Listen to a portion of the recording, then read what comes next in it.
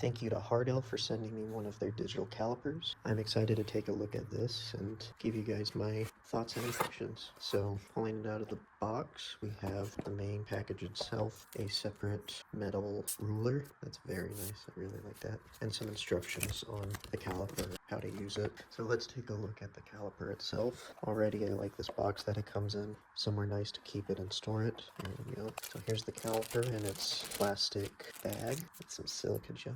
Only other thing besides the caliper is this USB-C USB charging cable to charge it, and there's the charging port for when this runs out of batteries or juice and it needs to be charged. So I just hit this on button and it looks like if we move it, I'm barely moving it, but as you can see it's registering the changes. Let me see if I can. So I'm loosening that. Oh, there we go. And as you can see, as I come out, it shows the measurements, which is really cool. I think this light button, it looks like turns on a backlight to help see better, probably if you're outside.